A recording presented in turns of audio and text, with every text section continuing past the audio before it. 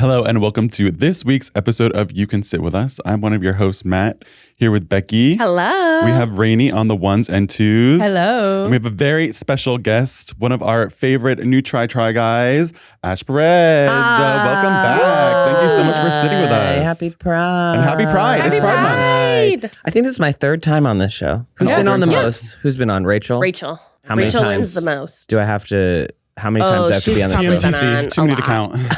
No way you just came up with that quickly. TMTC. And that's how you know he's gay. That was the quickest Gotta think fast, abbreviation. you know? Yep. Did you guys do anything fun for Pride Month? We literally ran into each other. We saw each other yesterday at Pride, at the Pride Parade Festival. We were that's what happens at Pride. You just see everyone. Walk around. Everyone who's gay. Yeah. You know? Everyone who's gay is there.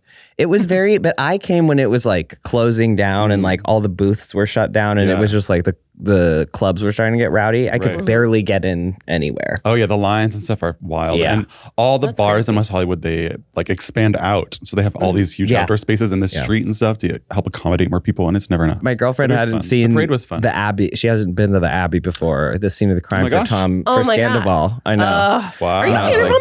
Oh yeah. Are you a Vanderpumper? Do you watch The Valley? Yeah. No, not yet. I haven't. She got me into Vanderpump from after Scandival, and then I didn't know anything about it, and then I was like, "What is this?" And she made me watch just like the last 3 episodes, and then we went back. It was chaos. Yeah. Did she introduce you to the Abby TV show? No. What was it called? What was the Abby TV show? It was called. You didn't watch the Abby L-word? TV show? No. Wow. I'm tweeting it, or I'm gonna blue sky. Go ahead. Tweet at me. It doesn't Becky. roll off Tweet the me. tongue as much. It doesn't. And then, do you guys ever Threads or no? Thread it. I mean, I have it. Yeah.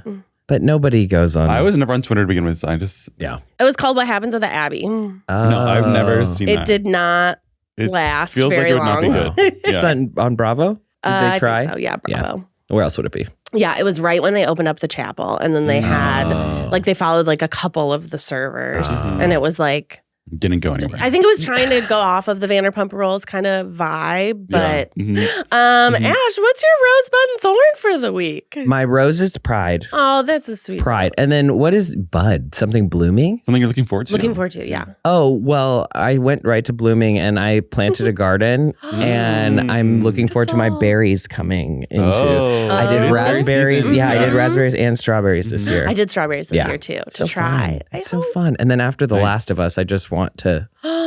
Becky, how do we tell The Last of Us story without what happened, but like have a huge spoiler alert for this? We'll just say if you have not watched the finale of if you haven't watched episode 2 of The Last of Us, I've seen that. turn this off and jump back in a couple minutes. Yeah. So The Last of Us, we probably got to episode 4. Yeah. By the time we had this conversation. Yes. Yeah. I think episode 4 or episode 5 was about to premiere that night. Yeah. I had popped into the office for something. Ash was here filming.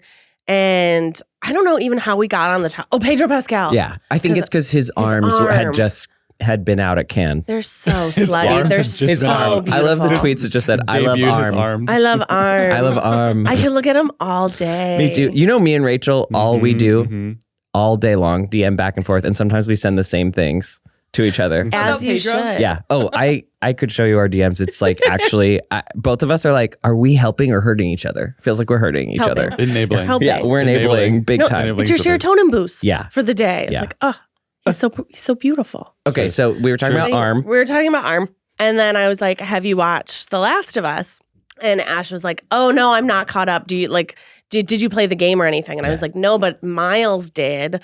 And when we were hanging out before, I made Miles tell me everything because I was like, I don't like to be surprised. Tell me the whole. I don't know if it's worth it. I do not like to be surprised. Which I didn't love this season. I'm just going to say. Yeah, same. Say it. Because of what we're about to talk about. Because of what we're about to talk about. And I just thought it got boring. I was like, more zombies. I don't care about love. Yes, same. Agree. I mean, I love your love. Be in love. I don't actually love their love. It's annoying. I don't care. Yeah. I want zombies. I want zombies coming out of the ground by the thousands. I mean, that did happen. Yeah. Okay. So anywho, yes. And in dead seriousness, which I had to control my face so hard, Ash was like, I mean, yeah, I've only watched the first episode, but I hear it gets crazy. And I was like, yeah, it gets really wild.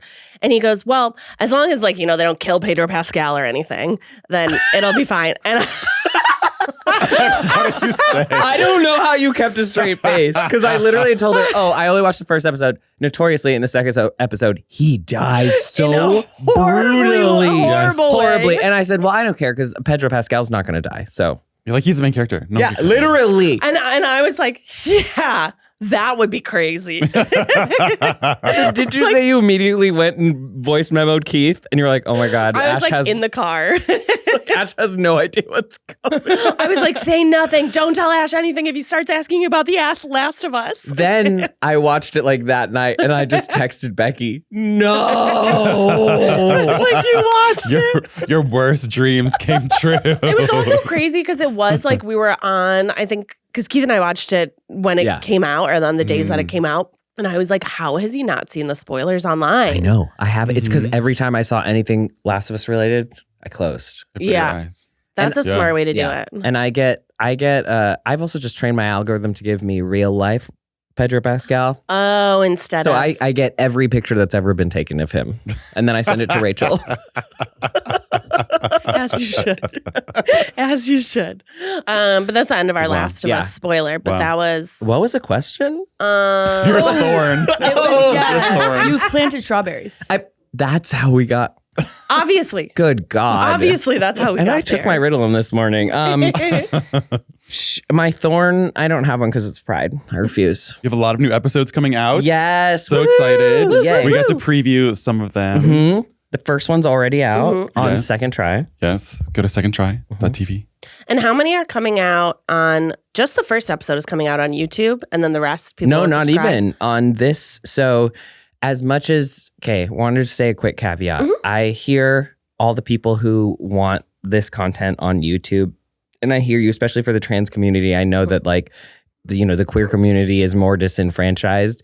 The problem is we're in this double-edged sword of the only reason we can make this show is because there's a streamer that is supporting this type of content that doesn't have to do well algorithmically and allows them to give me the budget to do this. But the guys are very committed to this. That's why we did questions for a trans guy available for free. And then the first season, only the first episode of the first season is out right now.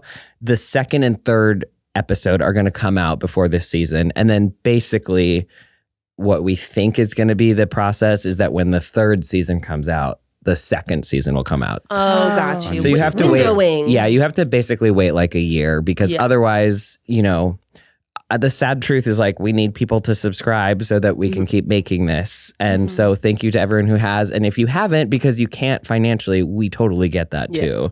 But we're trying to make as many of the resources available. So I think there'll also be, we might release the full round table because it was so interesting with all the other trans guys. Right. That might go on YouTube separately. Oh, that's great. I do think there are certain, when you did questions for a trans guy, use the word yeah. We're going to have to bleep it here too. Yeah. You'll be demonetized. The algorithm will hear that. Yeah. I remember we did. I forgot about that. Yeah. We did a video. I mean, this was years ago with React, whatever they were called before. Oh, yeah. And there were these lesbian YouTubers that were on it. And we were just chit-chatting. And they told me that their videos get taken down in the first 24 hours if they put lesbian in the title. Oh, yeah. In anything. Yeah. It's not even in it would just be just lesbians taste burgers for the first, whatever it is.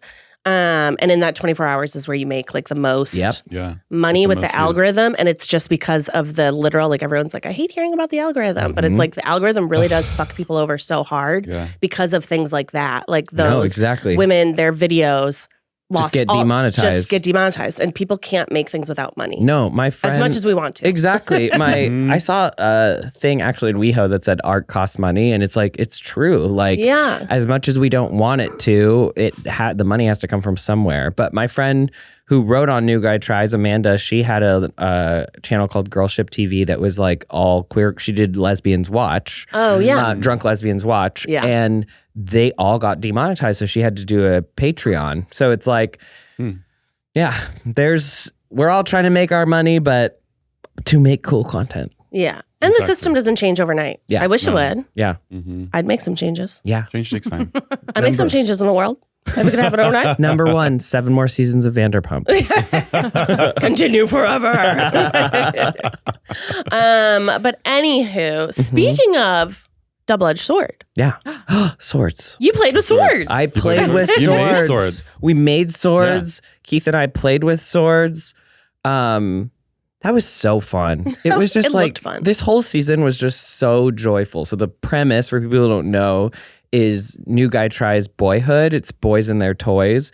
And Nick Rufka, who is the COO here and the main producer on New Guy Tries, along with Desiree this year, when we were brainstorming, like I told him I wanted to do forging, and then we were kind of trying to think of other stuff. And at some point we realized, oh, these are kind of all like toys. And then it was like, that's interesting how that relates to manhood. And I was like, maybe we should do the young version of something. Like, what's the kid version of this in lightsaber? And then how does that relate to what men do as adults? Because there's you have this, again, double-edged sword of young boys get to play so much and are known for their play, but then older men, it's like a lot of times you hear that men don't have hobbies, don't have friends. So it's this, what happens in between that time, you know? Very interesting. Yeah, I feel like that's a big thing with dads. Yeah. Like sometimes I'll be like, Dad, name your friends. Yeah. Like just so that he like remembers and also like keeps those friendships. Like, oh yeah, this guy's my friend. Yes, I like this guy. Hang out with your friends. Yeah.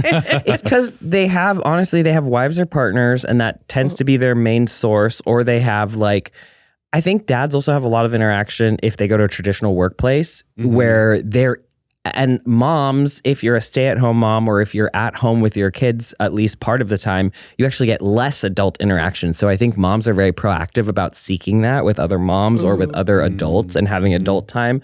And I think dads were very previously set up to have adult time all the time, but I then think that those are their friends. Yeah. But they're not doing anything social. Yeah, outside of the shared work. Yeah. Work hobby. Yeah, but we had so much fun. And it was actually interesting because Keith did lightsabers with me and he was having a great time. And I wanted to ask you, is it true that you will not let him display his sword? In the house. In the house. Yeah, it's not like a little sword. Yeah. So for some backstory, a couple years ago, our college reached out. Yes. Yes. Our college reached out because Keith and I both he took rapier and dagger, and I took whatever the sword version of it that they had that year was. And they reached out because the person who headed up that program was leaving and the swords were his. Oh. And so they were asking alumni, hey, if anyone has money to donate, we would like to keep this alive. Yeah. And it was really integral to our, it was fun. It was fun in our college. And we also have started a scholarship for some of the extracurriculars that we were a part of. Like Keith did his improv mafia, and then I did a program called Free Stage where it was student-run productions, and we got them money so that they could do whatever they want. And it was all found space. So it was like theater in new places. So because of all those things, they gave us a sword. There is a video on the Illinois State University School of Theater website. I need to see it. That you can watch the sword. The sword we play with it for a little bit. It's humongous. But that was a long story to say. It's like this big. But then Keith said in the video, he's like, I have a sword. And then he told this story and he goes, but Becky makes me keep it under the couch. No, I don't make him keep it under the couch. I said you could put it wherever you want in the guest house. Because again, it is also a real sword and we have a toddler. Yeah. So there's nowhere that the sword can go in our own house. But I was like, wherever you want I need a sword or some kind of knife. And they're not cheap. That's the other thing. They're not cheap. But it was so cute because Keith was saying afterward when we were playing with lightsabers, he was like, it was reminding me of college, but then also it's making me excited for Henry being in clubs and like what's his boyhood gonna be. And like Keith is like, I'm excited to be like the dad taking him to those things. So again, I was a little worried that this season, because this season was so like really the first time I talked about my transition, it was also about my dad and grief. My mom was in it crying. I was like, is this season going to be as impactful? Like, is it going to have that same tone? And I think it's different in a good way, but I think it definitely still has these moments that even for me doing it were so heartwarming to think about. And that was one of them, of just like, oh man, Keith's thinking right now about taking Henry to a lightsaber club one day. Yeah, I mean, I think the series obviously is important for many reasons. I think it's important for trans kids to see someone who's trans being happy and fulfilled and getting to live out some of their dreams, but also for parents to watch. Yeah. And like notice how we talk to our kids about, you know, what they play with or the verbiage they use. I saw this TikTok that like, I love this mom, but she was talking about how her son was sitting at school with girls and her first instinct was to be like, oh, do you like any of them? Like, are any of them your like girlfriend? But she like caught herself and was like, I don't want to instill in him from a young age that the purpose of a woman is to only be, like, it would be silly for you to be her friend, but it makes sense for you to be to date her or be interested. And also, in her. it's like heteronormative and like your kid could and probably might be gay, and it's like it also that instinct that we do with kids right away of asking them who they have a crush on and assuming it's, you know, the opposite gender. And it's so funny because even I have caught myself with trans things being like, you know, when there's always Disney arguments about this of do we include non-binary? Are we teaching them if we include this? And I've even found myself being like, how do I feel about that? And then I think it's so silly because it's all internalized homophobia and transphobia because meanwhile, any toddler walks up and people are like, he's such a flirt. Oh my God, he's trying to kiss you. Oh, they're trying to kiss. And it's like, they're babies. They're literal babies. They don't get you it. are sexualizing them in the same way that, but for some reason, if we even imply something outside of heteronormativity or like cis normativity, then we're preaching to them. And yet it's like, you are the ones telling exactly what that mom said. If you ask your son, do you like any of them? He is going to learn the message through just like hearing that over and over again. Oh, I'm supposed to like a girl. Yeah. Because I was the first person I ever liked was a girl, and it was when I was a little girl. And I remember coming home, someone asked me that, and I was like, oh yeah, I like Katie. And then they were like, Katie is your friend. Like, you like Katie and then that's how I learned. I would have never known that, oh, this is wrong. Until everyone's correcting me, you know? Yeah. So I remember Lawrence Chaney on Drag Race, love her, in UK was talking about, they were doing the getting ready part. What's it called when they're getting into drag? That like time. Yeah. Where everyone's sharing like, you know, usually it's when they trauma dump. Yes. Where really like sad stories come out and you get to hear like, all of these things that people have worked through and like their family dynamics, whether or not they're still close with them or whatever. When you're shopping online, have you ever seen that little purple Shop Pay button? Saves you so much time.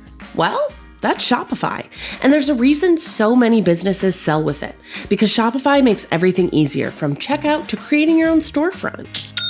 Shopify is the commerce platform behind 10% of all e-commerce in the United States, from household names like Mattel and Gymshark to brands that are just getting started. Shopify gives you that leg up from day one with hundreds of beautiful, ready-to-go templates to express your brand and style, and forget about the code. Tackle all those important tasks in one place, from inventory to payments to analytics and more. You can spread your brand's word with built-in marketing and email tools to find and keep new customers. And remember that iconic purple Shop Pay button that's used by millions of businesses around the world? It's why Shopify has the best converting checkout on the planet. If you want to see less carts being abandoned, it's time for you to head over to Shopify. Sign up for your $1 per month trial and start selling today at shopify.com/sitwithus. Go to shopify.com/sitwithus. Shopify.com/sitwithus. But Lawrence Chaney said her parents had always said girls and boys, like when he was little, being like, oh, if you like, is there a little girl, a little boy that you like? Like, oh, they said it. They said both all the time. That's amazing. And that when she came out, it wasn't she never really came out. She never like sat her parents down and said like, I'm gay, or she didn't have to. Yeah, I think actually she might be non-binary. Yeah. I'm not sure. But she didn't have to. She just brought a guy home one day and they were like, oh yeah. And I was like, that's the most beautiful, like Just normalize it all. Yes, it's so normal. And so like, she seems very well adjusted. But we don't realize how our language informs that. And we got to speak to so this season, something that changed was we wanted to expand the season without expanding the budget to be insane. And I really want, to talk to professors, experts and stuff. So for every episode, we got a corresponding either professor or we went to the Peterson Museum, we went to the Autry Museum, and we were getting these expert perspectives for each of these subjects on gender and what role guns or trucks or all of this plays in our society. And it was so fascinating because the first episode, Juliet Williams, who's a professor of gender studies at UCLA, the stuff she was saying about her kids, she has a boy and a girl, and she was like, in my house, the rule was everyone does everything. Right. So if one wants to do ballet, they both have to do ballet. But if one wants to do basketball, they both do basketball. Just so that they can be exposed to all of it. And then she said, if they want to do whatever they're most inclined to, that's fine. And she's like, that did happen to follow along gender norms, but at least they had the opportunity. Yeah. And like, I think my favorite thing about this show is that it always surprised me who can get something out of it. Because I'm making it from the perspective of being trans and mainly for queer and trans people. But there are so many cis people and cis women who also feel seen and heard by the dialogue of, because we try and have women on every season too. Like in the Sword episode, we had Joy Fire, who does a Society of Inclusive Blacksmiths. And by the way, you can barely see, but just out of frame in the interview, she's holding her baby who she had 4 days ago. Oh my gosh. Yeah. And then wanted to do this interview so badly because it's that important to her to like let women and non-binary people know that there's a space for them in the blacksmithing community. And I'm like, and even her home was so cute and so adorable. And I wouldn't think, when you think of like, where does a blacksmith live? I'd be like, a cave? I don't know. Like, the Lord of the Rings. In a barn somewhere. And it's like, oh no, she has like the cutest house, had a baby, and also makes the coolest fucking shit out of metal. Like, and so I think I've already seen so many comments on the Discord and on, TikTok and all of these things of people, like a lot of cis people, a lot of straight people and parents. Like there's so many use cases for this show, I guess. Right. Which is nice. Yeah. Everyone can learn something. Yeah. Always be learning. Always be learning. That's kind of what we learned. ABL. Yeah. Always be learning. I also loved seeing the, were they Nick's nephews? The twins? Yeah, so cute. They were Nick's. They were darling. Yeah. They were adorable. I always think it's fun to like hear what kids think. Yeah. Just Me in too. general. Like, what do you think about? Yeah. Remember they used to have, I mean, it was Cosby who did it, so that's why we don't have it anymore, but it was kids say the darndest things. Oh, yeah. Kids really do say whatever they want. And it was interesting, that part of the show where it's the professor character with kids, we specifically didn't script. Like Nick and Desiree kept asking me what it is. And it's like, I'm just going to talk to them about stuff and see what they say. And so it was always a bet because we're like, maybe they're going to say nothing. Maybe they're going to clam up. But it also was just so funny to watch them. Like, they are just little boys with so much energy. What I really wanted to do was have Rachel's girls on too. To contrast. And just like, because I'm sure that would have been all three of us sitting in a chair and like having, it would have been like this basically. Right. And meanwhile, the boys were like, wild. We couldn't get, they kept sitting down and standing up and running around. But because that's what the professor was saying too. Like, we don't, obviously some things are nature and some things are nurture. And there are some, predisposals to one thing or another. And like having experienced putting testosterone in my body, I can tell you it feels different. Like there are some things that it's obviously not genetic, but hormonal of like how much energy I have, how much food I eat, things that we think of naturally. Biochemistry of like, why are little boys so active, And it's like, we all have different levels of, obviously it's post-puberty that we get most of that, but you start with levels of that. And so, I mean, the whole thing is, it's just fascinating. And I was afraid that there wouldn't be enough there. Crazy. Now you found too much. You found too much. Now you found too much. Yeah. It was too good. I really loved your expert too. I love when she was talking about the study that found that people who are raised more androgynous actually ended up having sort of these happier outcomes in life of like they feel more confident, more self-fulfilled, more happier. And when I watched it back, I didn't catch this the first time because I caught the happier. She said also more successful. Yeah. People who access their masculinity and their femininity are happier and more successsil. Yeah, because she was talking about like the toolkit too, which I thought was interesting. Do you feel like as you transition, do you feel like you're accumulating more of the toolkit, or was it already instilled? So it's too late. I think the hard part is all these things are so upsetting about gender. Yeah. I had that toolkit. They say that most dads raise their firstborn daughter. Their whole reason there's the eldest daughter stereotype is that they raise them as sons. So they are given, it's because that's all they know how to pass on. And so the eldest daughter gets raised by the dad as a son, essentially. And so you already have this toolkit, but it's not socially acceptable in the world to be this kind of woman. Yeah. What is annoying is everything my dad taught me that was part of my toolkit is now makes me a stronger man or a better man and it made me an unacceptable woman or a difficult woman or a loud woman. Yes, literally a loud woman. Yeah. One of the shirts that my dad got the most angry that I had, I got this amazing sweater that said loud, angry, feminine, or loud, no, it didn't even say feminist. It said loud, angry woman. And my dad was like, why do you have to wear that? Oh my God. Why do you? And I'm like, because of that face and that voice that you're making. Oh yeah. Yeah. So that's really interesting. Yeah. Yeah. The toolkit. The toolkit.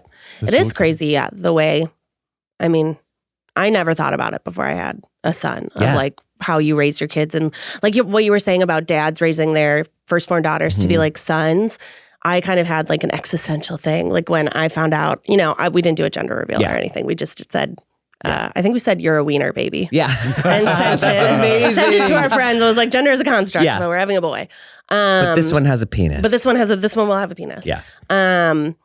But when we didn't know, I was like, well, I know about being a girl. Like I in my head, I'm like, okay, well, I know how to talk about periods. I know how to do this. I know how to do that. And then it's weird going to the opposite side of being like, okay, I have a boy.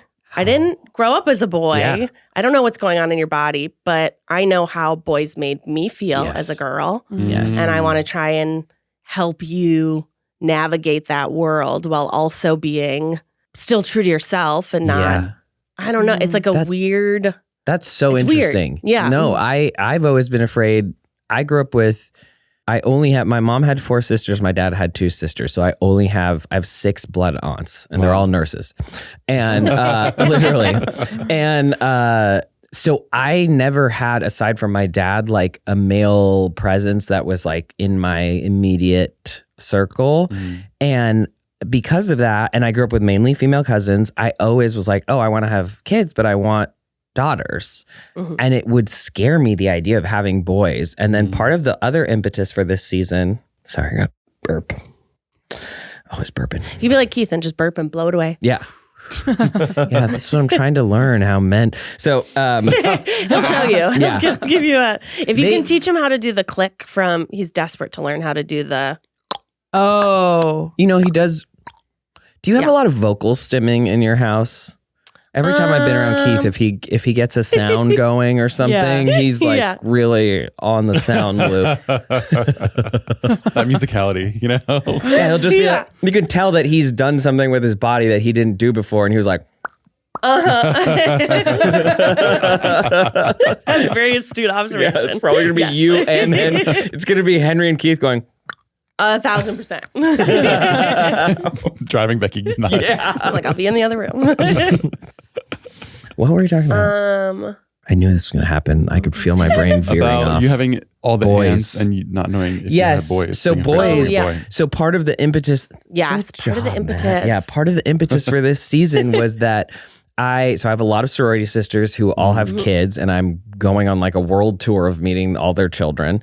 And I got to one who had 3 boys, and I was like, oh my God. And this was last year, I had only just gotten on testosterone, and I was like, I'm going to hang out with her boys. This is going to be, and we were also worried about I think my sorority sisters are all like, how do we say you're trans? Do we not?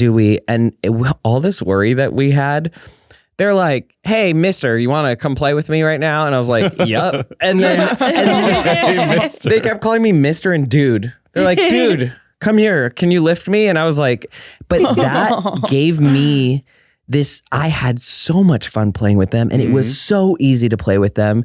And my sorority sister, Natalie, was like, you are incredible with the boys. Nobody knows how to play with them like this. And I was like, I think it's because I wanted to play like this.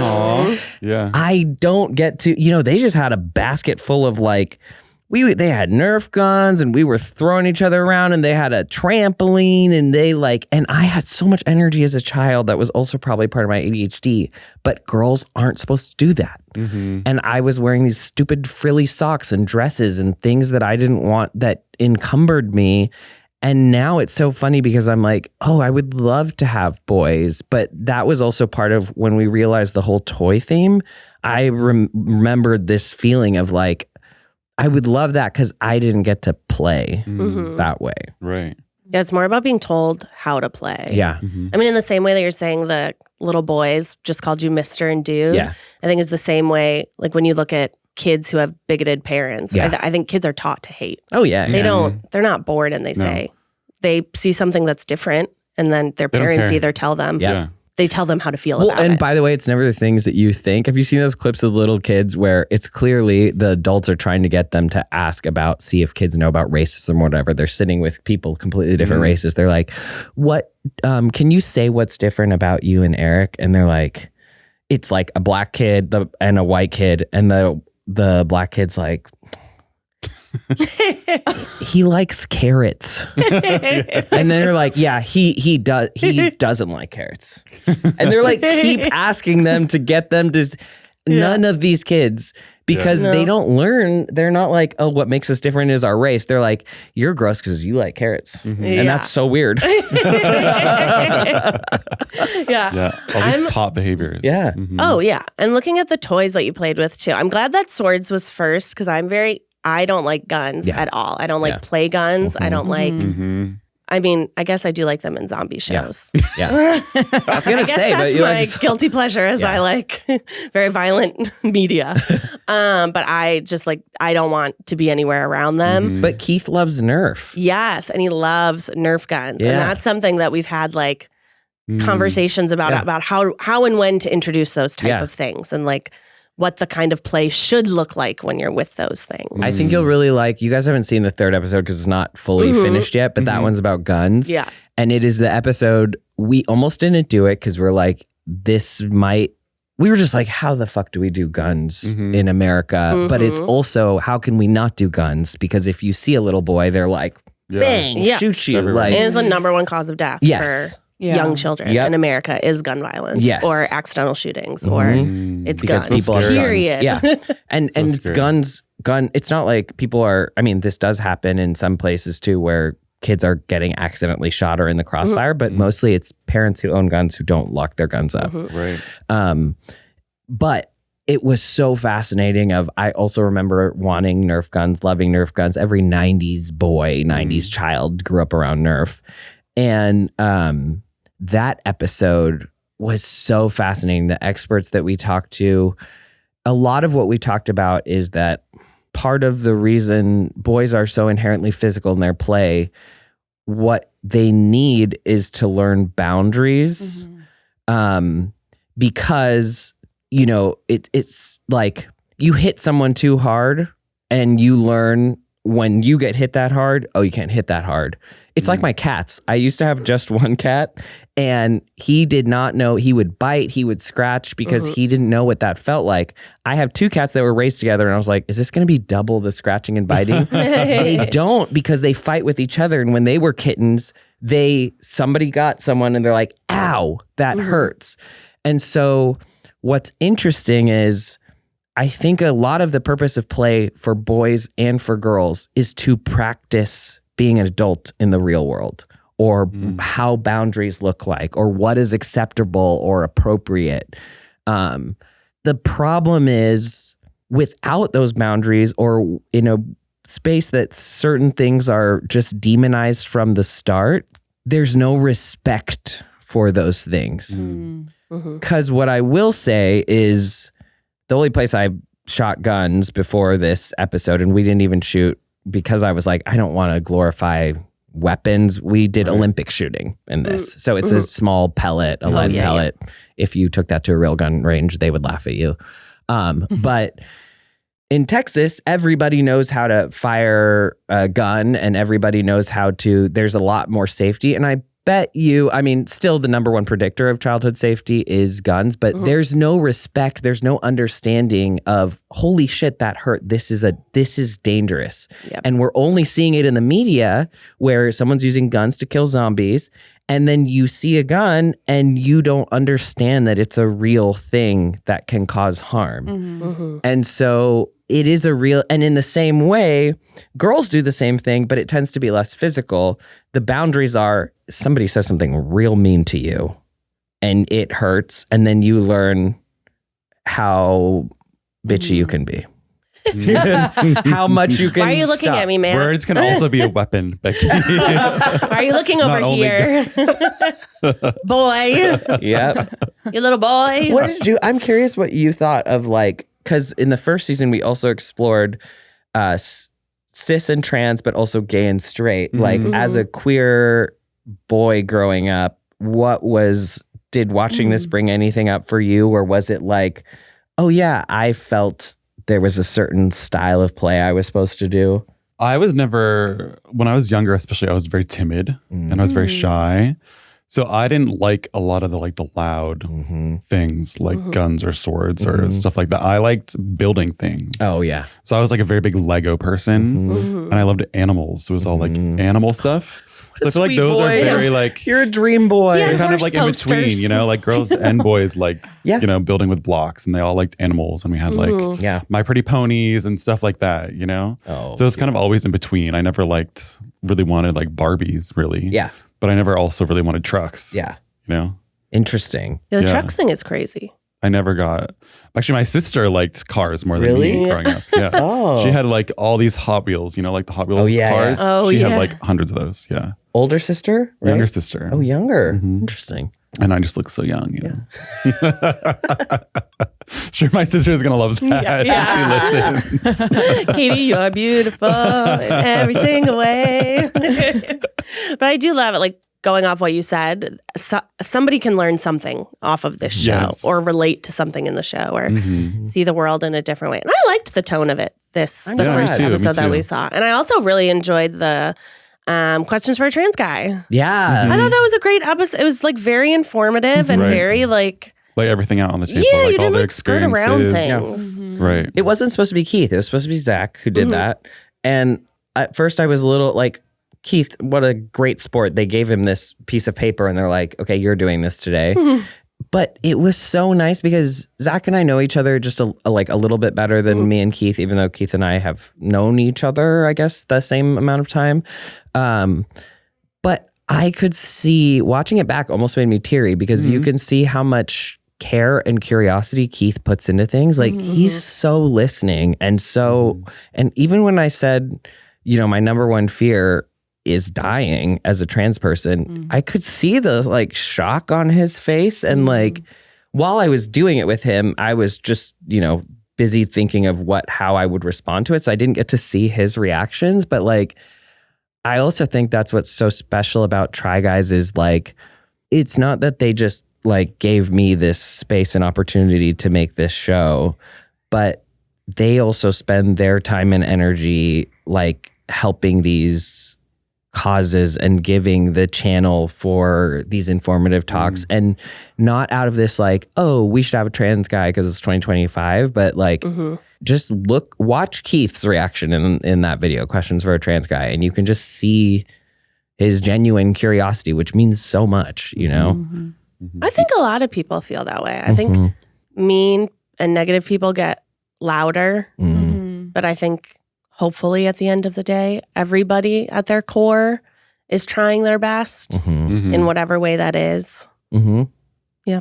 I think they are. I think people are trying. I hope people are trying. I think what my life philosophy is very Oprah, you know better, you do better, because a lot of people would have shame. She said she did this episode, this is kind of intense, but she did this episode of like people who had been abused like physically as children and whether they hit their children and stuff. And this one mom realized in doing the show, like, oh my God, I can't believe I've like been spanking my kids. Like, I didn't know that this was wrong. And you could tell she had so much shame. And Oprah was just like, when you know better, you do better. Like, we can't be hard on ourselves for what we didn't know. But as long as we're trying to understand each other more and to be curious, then you just do better when you find out, you know?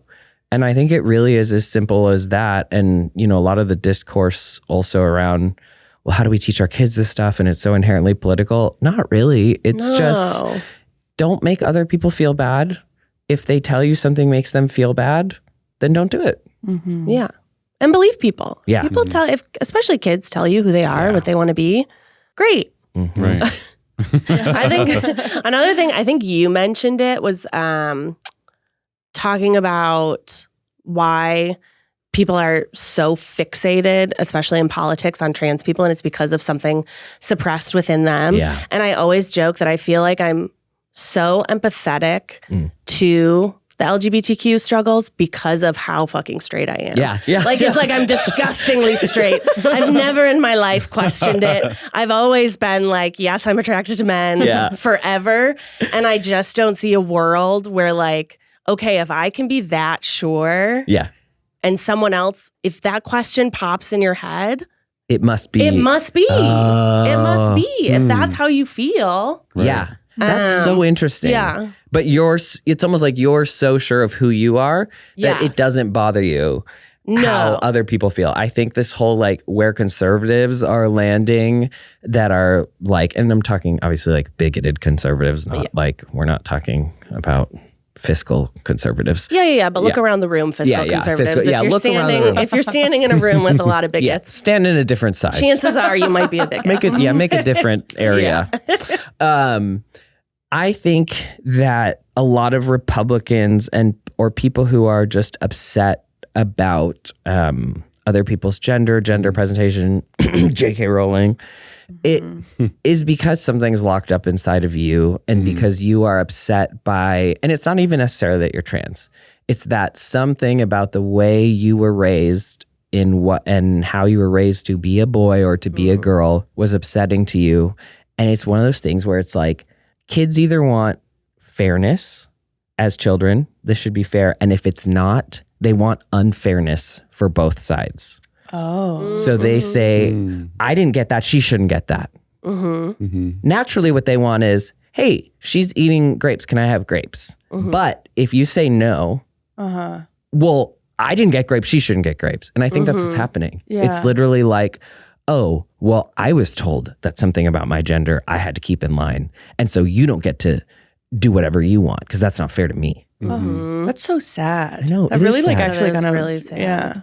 And it's sad, but it's also why I have hope that the more people become aware of these things, the more they realize they're locked up and that, oh, I'll just go get myself some grapes. Yeah. I don't have to take away yours. If I want grapes and you want grapes, let's go have them together instead of both of us not having anything. Yeah. Yeah. No, because no one wants to be sad. Everyone's trying their best, you know? Yeah. Exactly. Yeah. So we have some audience questions. Yes. And they're kind of all over the place. Okay, great. So the first one is, what's a Filipino dish you grew up with that you have fond memories of? Oh my God. I mean, the Filipino dish I have fond memories of. The classic is chicken adobo. And then lumpia, pancit. I'll do a little lesser known that non-Filipinos might not know about. So for breakfast, we have tapa, which is, it's like beef that's almost kind of dried a little bit. So it's like jerky, a little bit tougher, but then it's in essentially like the adobo sauce. And you have it with garlic rice and then a fried egg. my gosh. Oh my God. Breakfast of Champions. I would like that. Sounds delicious. Yeah, so good. So that would be the Filipino dish that I have cook a lot? fun. Or no? I do cook. I don't cook very much Filipino stuff. But I want to. My sibling is starting to get into cooking. Like they brought the adobo last time and I was like, the fuck? But I do have to eat. Yeah, it was a really weird moment. I was like, are you trying to, what the hell is this? You want to fight? You mean mom didn't make this? What's your favorite food in general? Ooh, like type of food or? Anything. Basically, what comes to mind? Okay, a few things. Rice. This is stereotypical, but all of my cultures, what they have in common is rice. So if I don't have rice for a certain number of days, I start to go insane. Secondly, I have recently realized that my favorite food combination in the world, and it's because it is this season, strawberry pie, but just pie crust and whatever that strawberry goo stuff that they put on top of it is. And I love that combination no matter what. Pop-Tarts I also love, but I don't like the center of the Pop-Tart where it's all the jam. I like the out, so I eat like a little crust. mouse. Oh my God, I eat the crust too. Do you? Yes! Just because I don't like frosting. Yeah. But Oh, yeah. I love the crust. I love the crust, and it's just that pie crust. So I think my favorite flavor, what I've been doing lately. Pie crust. Favorite flavor is pie crust. Yeah, is realizing I've just been getting pie crust and that stuff. And I got strawberries thinking that what I wanted was a strawberry pie. No. I mean, I love strawberries, but I'm there for the goods. And by the goods, I mean the bad stuff. The goo. Delicious. The goo. The delicious goo. Hydrogenated What's your favorite, goo. Becky? What's your favorite food? Candy? Yeah. Probably candy. That is clip just that. What's your favorite food? Candy? Candy. Candy's probably my favorite food, but popcorn is probably my like. Oh, okay. I would never get sick of it. I like all of it. Salt and I I don't do love discriminate. popcorn too. Yeah, but Keith got bougie when we were, this was years ago. He was like, I don't want popcorn in a bag. And so I had to learn how to make it in a, Alton Brown made it that way. And he was like, well, if Alton Brown's making it this way, that's how we should make it. So you have a popcorn maker? Well, I have a Whirly Pop now. Okay, yeah. Sola from, RIP, Old Bon Appetit. Yeah. She put me on, not personally, it was in a video. Oh, I was like, wait, you're friends? That is so funny. but I always like to give her credit because I was like, that was a great video. I've had this Whirly Pop. I bought one for Matt. I use mine all the time too. Really? I love what is the Whirly Pop? I don't know. Like a aluminum bowl kind of thing with a crank. That you do over the stove. Yeah, you do it over the stove. You put the oil in, and it takes you like crank it so that 3 it minutes, and keeps it's fresh moving it popcorn. around the bottom of the pan, so it doesn't burn. So none of it burns, and then it cooks pops all of the kernels. So Yeah. you don't So have any there's- left over. So it's like perfect every time. A Whirly That's good. Pop. And is I'll send you a there a link. code for 10% off Yeah. a Whirly Pop? This episode is sponsored by. Thank you to Whirly Pop for sponsoring this. But anyone I from would Whirly love Pop, if if you're Whirly Pop listening, sponsored you us. can totally sponsor. If you're listening, We're real users, okay? Yeah. Enthusiastic. You can pop with us. that's cute. I just Okay, winked. the You can wink. use that for that. Whoa! Matt, now what's we your- need it. What's your favorite? Pasta for sure. Oh, yeah. Pasta. I get a Yeah. pasta every day. Yeah. It's your rice. Literally have pasta every day. Yeah. Yep. And you make fresh pasta. I do. I make my own haven't fresh yet pasta. I want to come over and have Oh my gosh! fresh Yeah, pasta, we can have please. pasta making parties. Yes. He's going to call it a party, but you actually do like a lot of work. You do get the pasta at the end, but it's a little bit like a dictatorship at the beginning. Wait, You have to get running new skills for your toolbox. Okay, toolkit. New guy tries making pasta with Matt. Wait. You do have to. What about like a chef series? Oh, I would love Yeah. to do that. I feel like that's a Yeah. hyper masculine Yeah. world too. Yeah. Is- True. Weirdly, Chef. because True. women Yeah, are the in ones the- who in the have to restaurant cook business. for all of everyone else, Yeah. but then the men get all the credit in the restaurant business. Yeah. And also, like, women are so emotional. Okay, Yeah. talk to a chef. Yeah. Have you seen Gordon Ramsay do anything? Yeah. Yeah. Literally. All him you've yell seen a is do lot. is yell. Scream. A lot. He'll like pick up a piece of burnt toast and be like, fuck. Yeah. Keith He and I does have still- really great Oh. facial expressions. He's you know way what I mean? nicer now because he's getting older. Yeah, and he does more Wears stuff with down on kids, you. I think, Yeah. too. Oh, he's so nice to the kids. Yeah. Keith and I always quote, green buggers kill people. What's that from? It was from his show. He went into a freezer and there were green burgers, Oh. which is like, Yeah, that'll kill you. and he screamed, green buggers kill people. When do you and Keith yell that at each other and quote it? Just whenever. Whenever. But what's a youth case or use case? Maybe we're making burgers, see something green. Who knows? I love to know when couples. Yeah, exactly. I love to know couples' vocal stems because something means something else. Yeah, that's true. We started doing from 30 Rock. There's one scene where Tracy Morgan, he's like asking for Kenneth or something, and he goes, "Summon." Like he's summoning him, and now we do that like when we walk in the door. Summon? As like, hello. Summon. Honey, I'm home. Do you and Eugene have vocal stems, or are you too fabulous for that? Too fabulous. No, I'm sure we do, but I don't know what they would be. Something that you say to each other all the time? Or the dogs. Yeah, he's always talking about the dogs. Eugene's definitely obsessed with the dogs. Do you guys do voices for the dogs as each other, like to each other? Sometimes. Yeah. Yeah. Do your no voice when Matt's the authoritative one. Yeah. Oh, really? You have to take the mic away because you'll blow it out. Really?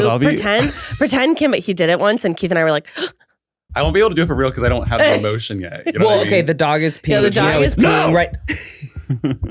Are you? How much German are you? Who knows? How much German? From that, 90%. Yeah. That's not even at full force. That was me just pretending. If I'm like really upset. Was that a moment for you in your friendship where you're like, do I even know Matt? No, he's yelled at me before. Like, no, just kidding. Keith and I both were just like, because he's trying to big raise his voice. Liam, the editor, Kyle. So I was like, but his name's Liam Kyle Sullivan. Oh, is it? Is that what his? I think it's. I was trying to remember if Kyle was his last name or the Liam Sullivan, who edited New Guy Tries, who is also Shoes. We were in the room and we were joking around in the edit bay, and he said something about we're like doing man voice, and he was like, "Get over here," and I was like. I was like, Liam, oh my God. And then like multiple people in the edit bay took off their headphones and they're like, who was that? They're like, it was Liam. And Liam's like, that was me. So funny. Get over here. Get over here. So that's what reminded me of your no voice. Mm-hmm. Oh, I'm scared. And you have to have the feeling behind it, because I don't get mad often. Yeah. But then when I get mad, I get really mad. Yeah. It's like a volcano. It's when Becky's fucking up the pasta or not listening. Yes. She's going too slow. Scarier when he's quiet. I mean, you had scarier when he's What happens? Quiet. You're just very specific. Well, I'm teaching you. No, I'm teaching you how to make the pasta. Mm-hmm. Oh, yes. And then you have to do it.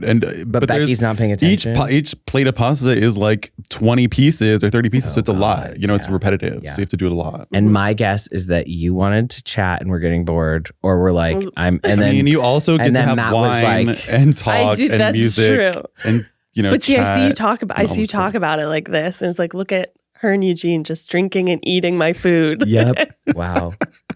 Okay. Next time Becky's coming over, I'm going to make her make some pasta. This is going to be we need to do New Guy. I want to do New Guy Tries mini-sodes. That'd be fun. Should be the mini-sode. That'd be a good one. That'd be a good one. Yeah. Mm-hmm. That'd be a good one. Do it on the pod. We'll do it here. Just cooking pasta like on GMA in the morning when they move over to just like they move over to like a little hot plate and they're like, And how did we do this? How much lemon juice do you put in? That's not bad, actually. We could get a table with some egg and flour. Yeah. Our audio listeners will love that. Yeah. No, we'll have listening in the car. We'll love the sizzle of a pan with no talking. We'll have a third person who is, or a fourth person who is just describing what is happening pasta-wise. Yeah. Matt is making an intricate design. Matt is giving the stank eye to Becky. Becky and Ash are drinking wine. Like 9 a.m. Just like Hoda. Mimosa. Just like Hoda. Wish we could all be a little more like Hoda. What was the other question that's all over the place for the? Oh yeah. Was it just Filipino food? There were some other ones. Okay. How do you make your hair look so good? Well, I wear such a nice compliment. I will say in the first episode, I was sort of like, because I'd seen that question before, and then I was hair. like, yeah, your hair is good. You have good head of hair. You guys wait until it gets to episode 3. It was that length, but it got cut, and I was doing the trailer, or somebody was doing, and I hadn't seen that footage yet, and I said, wait. Who's that? Is that me? Is that what my hair looks like from the side? I was like, nice. The problem is, so in this season, I grew out my hair. It's like kind of short again, but I grew it out longer. And because I wanted the like K-pop boy 90s. The problem is the second it gets long, I just want to cut it all off again. More work. What about a perm? I do want a perm. I got to get Eugene's guy. Yeah, and Matt's guy. You get the perm too? I do, but I don't get the same perm that he does. He gets like hooked up to like the crazy like the electric machine thing. I'd get like the traditional perm. Oh, not the Korean perm. Okay, I need to do the perm. Because his hair's so long. Yeah. Like when it's like not coiffed. Oh, and that's the thing. Asian hair is like stick straight. So for my hair, the answer is I don't know. I get it. I'm starting to... Born this way. Yeah. Born this way. Born this way. Be jealous. Yeah. What more do you feel you have to learn about manhood and the gender experience in this new season of New Guy Tries? Wow. Beautiful. As a gender fluid AFAB, as much as I wanted more, I struggle to think of more guy things to do. Sure. You know, that's interesting because every season we have too much and not enough. We wanted other ideas for the season I think we're going to do a specific sports season at some point. Because we have to do like football and, you know, these cultural, like the team, like hockey and like, so I think there could be a whole sports season that also would be video games, I think. Oh, yeah. And video game culture. And then Keith pitched, he wanted to do, it was very Paul Revere. It's like 1 if by land, 2 if by sea. He was like, we do new guy on land, new guy on the ocean. Like on a cruise? New guy. I think it was different versions of camping, but he wanted to do camping by a lake, camping by the beach, camping by, and then he wanted to do, I think we were talking about, I don't know if this was him or me who said this, like it should also be different groups of people. So like camping with your kids or camping with your bros or... So I think there's a lot. I don't know how many new conclusions I'll come up with. Oh, another one that people keep asking for is golf. Yeah, very man. See, something that I saw suggested that I really want to do is now that I feel comfortable as a man, I've been wanting to do drag as a woman again, like got Mick. And then, but somebody said on the Discord, you should do drag as a man, but also do a drag king so that you're performing both of these ideas of gender. So I would love to do that. And then the last one that people want us to do, which I really want to do, is redoing my dance video, but as a man. Oh, I love that. That's a good one. Because I remember when we were doing that dance video, I thought we were going to do like more hip hop dancing, but it was like, oh no, you got to do sexy like flash dance, wearing nothing and in heels. And that video was actually a lot about, you can see my discomfort with trying to come to terms with all these female things I'm supposed to be.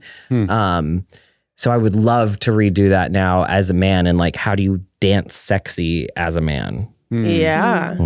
I don't know. Yeah. You don't. He does not know. I don't know. He does not know. You gotta talk to David Dang. Yeah. Oh, by the way, I think when David walked up to us and David was like, hey. So I think it was exactly. That's a good David. I have a suggestion for a new season. Yeah. Oh, love it. This is not, is it by land and sea? No, it's not if by land by sea, but college.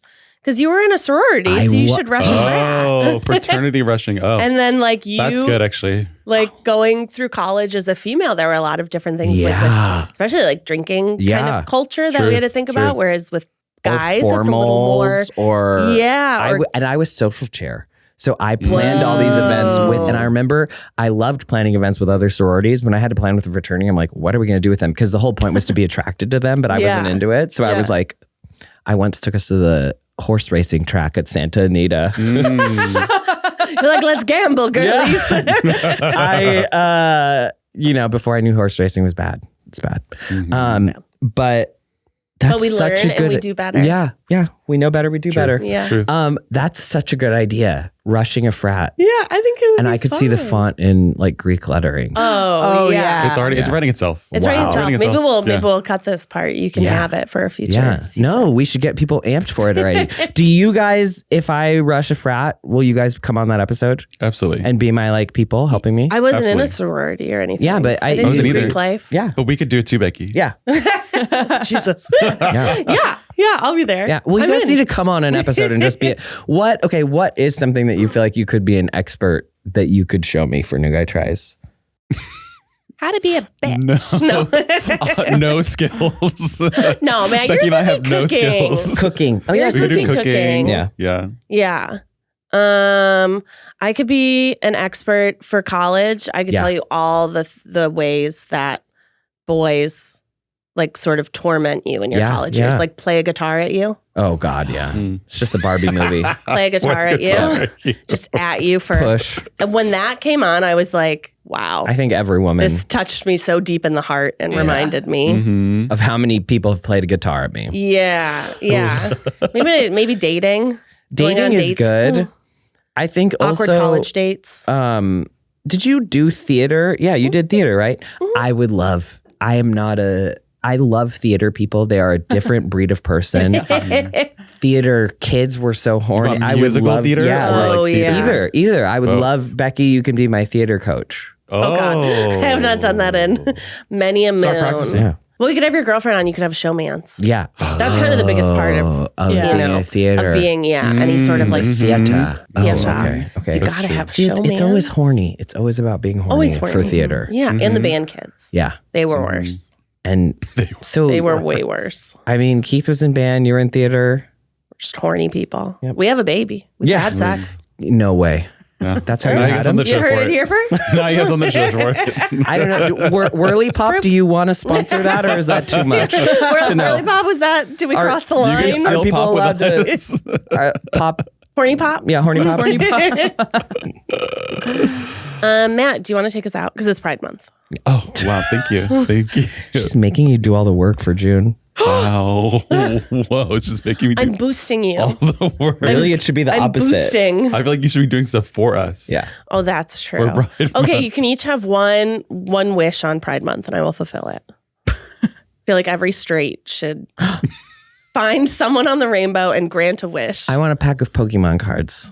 Oh, that's so easy. Yeah. You got it. Yeah. You got it, brother. I feel like I need to think more about this because this is a very good opportunity. Yeah. Yeah. For your friendship, this is, yeah.